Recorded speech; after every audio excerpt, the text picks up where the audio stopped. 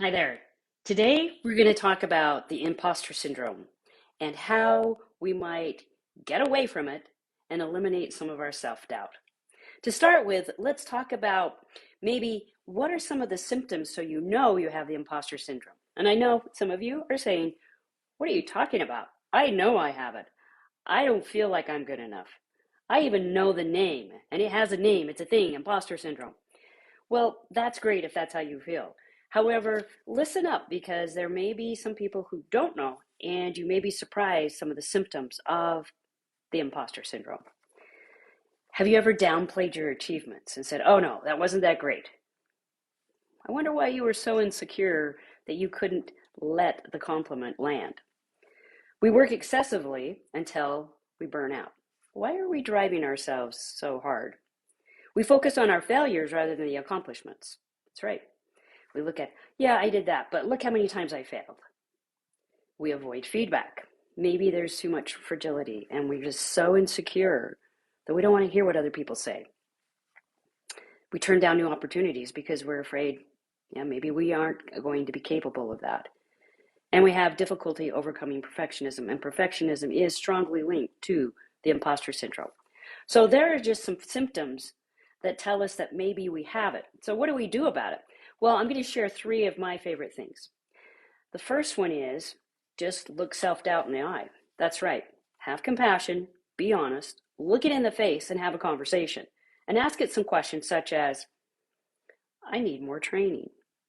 Do you feel like I need more training in imposter syndrome? Ask, maybe do you think that I need a team that values my contribution? Do I need a healthier work environment? Ask that imposter syndrome if, do I need a mentor? Do I need some communication skills? Do I need some training? Do I need to explore a whole new career? Have a conversation and see what the self-doubt tells you.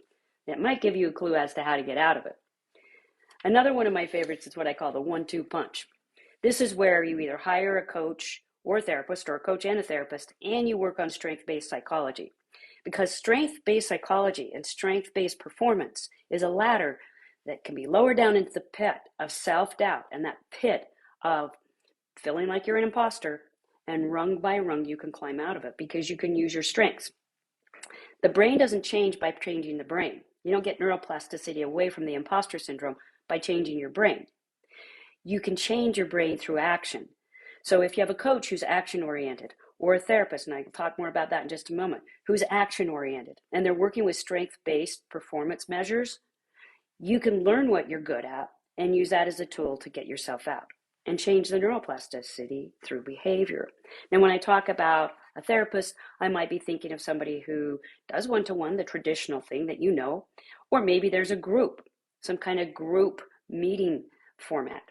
Another thing that you might want is a spiritual advisor that you feel like is a therapist for you. Here's another one of my favorites of how to get through the imposter syndrome. Have a PR journal. I have a PR journal.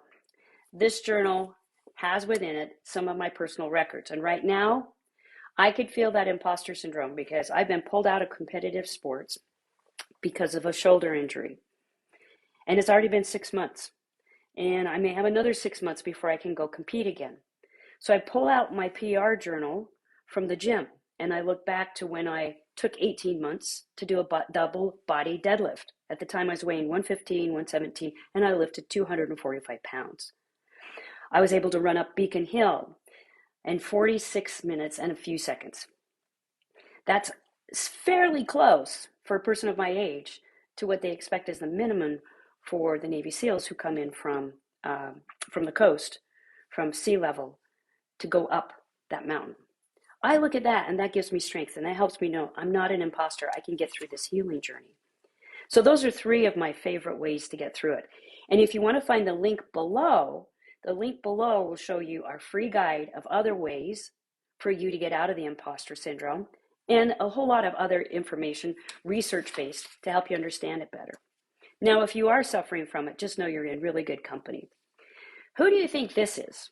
She says, you feel like, especially if you've achieved success, that you will show up in rooms that you're not supposed to be in. You think that maybe somebody's going to discover, I shouldn't be here. Michelle Obama.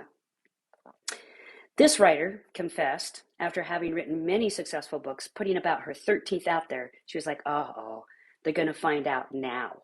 I've just run my game, and everybody's going to find me out with this book. That's Maya Angelou. And then somebody that I really admire, she wonders why people watch her on the silver screen. And she said, if you succeeded, you've doubted yourself somewhere, somehow. Meryl Streep. Yes, if you have the imposter syndrome, you're in really good company. You don't have to stay in the imposter syndrome and be flooded with self-doubt. There's a way through it. Find the link to the free guide below. I hope that's useful. If this has been useful, go out to soulsalt.com, subscribe to our newsletter, or go out to YouTube, Soul Salt Coaching, all one word, and subscribe to our YouTube channel. Thanks for joining me today. Next week, on Monday, I'll be doing one of my illustrated doodle journals on the difference between needs and wants. That happens on Monday. Come and join us. Take care.